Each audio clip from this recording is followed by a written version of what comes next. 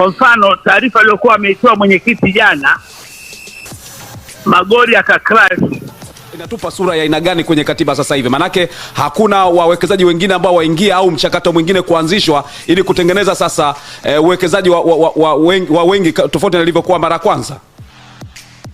Huko bado hatujafikia, ndio maana unaona confusion kubwa hii inatokea. Ningependa kuchukua nafasi hii kumpongeza ndugu yangu Hersi, Engineer Hersi. Yule ni mjomba wangu. Ala.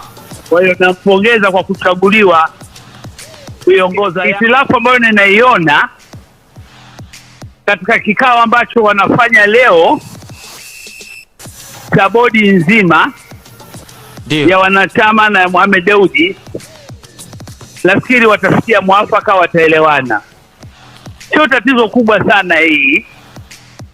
Kosa lolifanya mwenyekiti jana alipokuwa anasoma majina, angewaambia wanachama vile vile kwamba alishafanya maongezi na Mo Dewji ambaye ndiye huwa anateua board members kutoka upande wa pili. Kwa hiyo mimi nawasihi wanachama na wapenzi kwa sasa hivi pamoja na viongozi wangu wasifanye malumbano kwenye mitandao, na wanachama na mashabiki tuache tu concentrate na Saturday na mechi yetu ya tarehe 12. Hayo ndio mambo majukumu makubwa tunayo wanasimba sasa hivi. Ndio mzee Adenrage, lakini kuna vitu ambavyo vinafikirisha, kwa sababu kama katiba kuna mambo ambayo yalibadilika kwenye katiba, na katiba ilikuwa inabadilika hasa kwa kutoka mwekezaji mmoja kuongezeka kwa wawekezaji wengi zaidi kutokana na mabadiliko ya katiba hiyo. Maana yake ni nini? Ni kwamba kuongezeka kwa baraza kwa maana ya bodi ya wadhamini wa klabu ya Simba, maana yake ni kwenda kuchukua mali ya Simba na kuzisimamia na kuanza mchakato sasa kuleta wawekezaji wengine. Hii bodi ya wakurugenzi ambayo inajitambulisha sasa hivi inatupa sura ya aina gani kwenye katiba sasa hivi? Manake hakuna wawekezaji wengine ambao waingia au mchakato mwingine kuanzishwa ili kutengeneza sasa uwekezaji wa wengi tofauti na ilivyokuwa mara kwanza. Huko bado hatujafikia, ndio maana unaona confusion kubwa hii inatokea. Hao walioteuliwa sio wajumbe wa bodi. Hao walioteuliwa ni wadhamini. Ndio. Yaani trustee. Kwa hiyo kama kuna makosa, nina imani, ndio maana nakwambia tufanye subira. Leo kulikuwa na kikao, kama bado kinaendelea au kimeisha, nina hakika viongozi wetu watatoa taarifa ambayo itanyoka na amani katika klabu ya Simba itarudi. Kwa sababu kinachofikiri hayo maswali yako mengine ndio ni mapema kuongea sasa hivi. Tuache tubadilike mechi ya tarehe 12 alafu tutoa plan ili tuhojiane. Kiongozi, haya mambo lazima uyategemee. Wakati mwingine unajaribu kuavoid. Kwa mfano taarifa aliyokuwa ameitoa mwenyekiti jana, Magori akacrash, ikaeleweka Jumatatu wanakutana kwenye kikao. Kulikuwa hakuna haja ya Mheshimiwa Mangungu na Magori kuendelea leo tena kuongea kwenye vyombo vya habari. As a leader kuna kitu tunaitwa maturity, kukomaa. Sasa imefika wakati viongozi wetu lazima wakomae kifikra. Wakianza kulumbana wao kwa wao kwenye vyombo vya habari, watatupeleka pahovyo. Kwa hiyo mimi nina imani, kwa sababu mimi najua binadamu wote tuna makosa, isipokuwa Mwenyezi Mungu peke yake ndio hana makosa. Kwa hiyo tuwasamehe, na nina hakika watajirudi. Na Simba, ushauri wangu ni kwamba wapenzi na wanachama, hebu tuache hawa mafahari wawili wakae, wataelewana.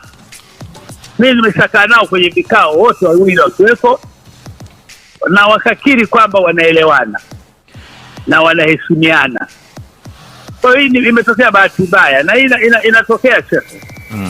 Na kwa kutuongezea tu maarifa katika katiba na mazingira ambayo yanafanyika hivi sasa kwenda kuwapata wale wajumbe wa bodi ya wadhamini ambao ndio watakuwa wakishikilia zile 100% za club, nini kinafanyika sasa ili hao wajumbe wapatikane, na ile katiba ina state kitu gani ili itusaidie sisi, kutusaidia kutupa elimu nzuri kidogo?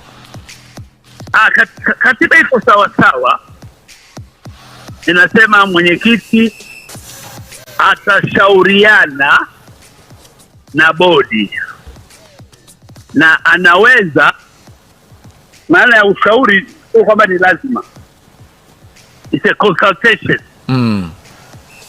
Na kama ni shauri unaweza ukiwa kama mwenyekiti ukaukubali au ukaukataa. Ndio maana nakwambia kikao cha leo ni kikao kizuri sana.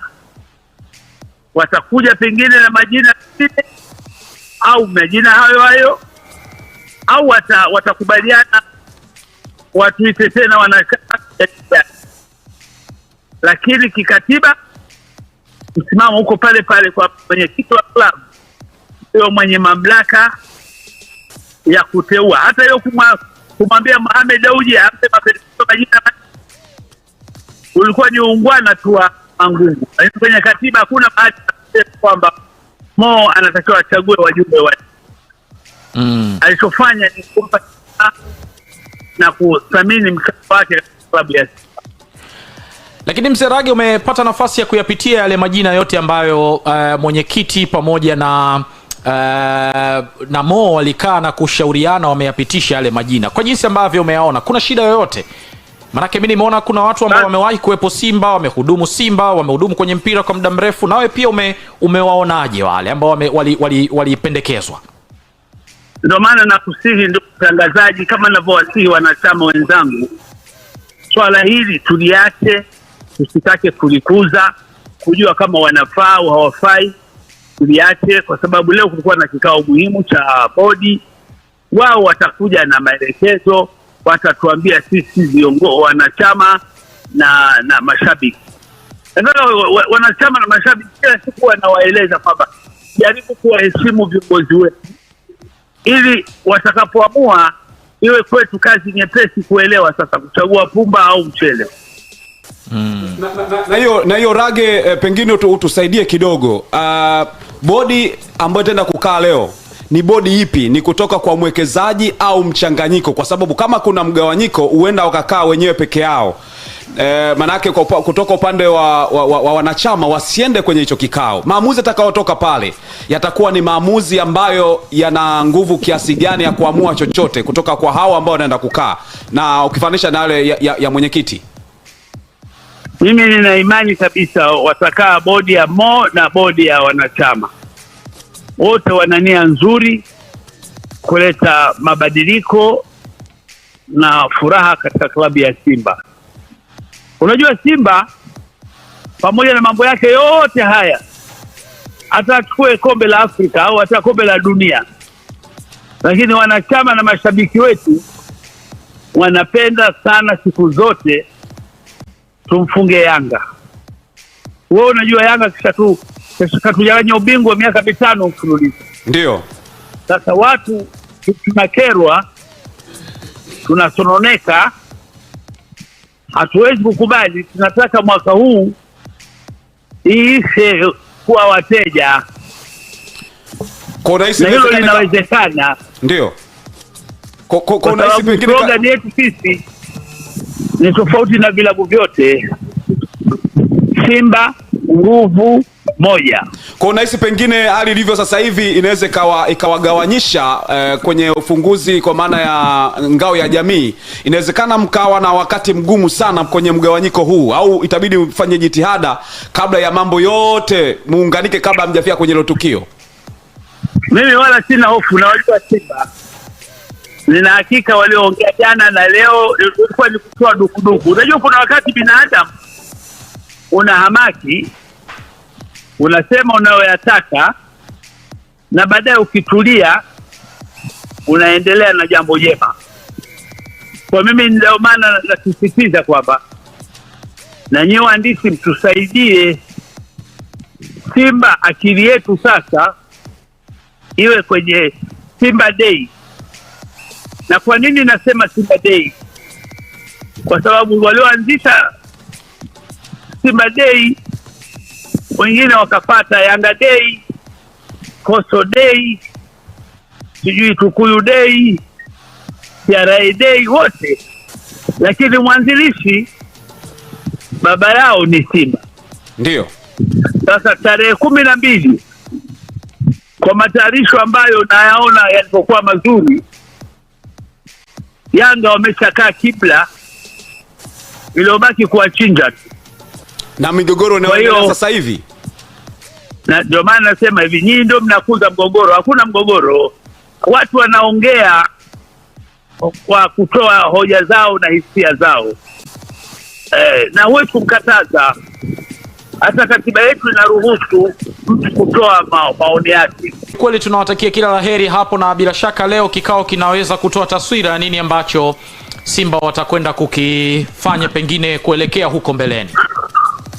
Inshallah, kwa uwezo wa Mwenyezi Mungu tunawaombea kikao kiwe cha kheri, waje na maelezo mazuri. Asante sana. Tutakutafuta tena kesho, Mheshimiwa Rage. Ni vyema mkatafuta viongozi. Mara baada ya hili tutaona kile ambacho wamekiamua kwa upande wako, mtazamo wako. Unajua Rage, wewe ni kiongozi ambaye ndani ya Simba una heshima kubwa sana, na hakuna mtu ambaye hawajui hilo. Kwa hiyo kuna miongozo ambao ukiitoa uwe nakuwa uegemee upande wote, ndio kitu ambacho watu kinawafurahisha. Kwa kuna sehemu unaweza ukarescue situation ikawa ni nzuri zaidi. Sasa kuna jambo lingine zuri limetokea jana. Ndio. Kwa upande wa pili wenzetu ndio wamefanya uchaguzi wao, ndio, kwa amani na upendo.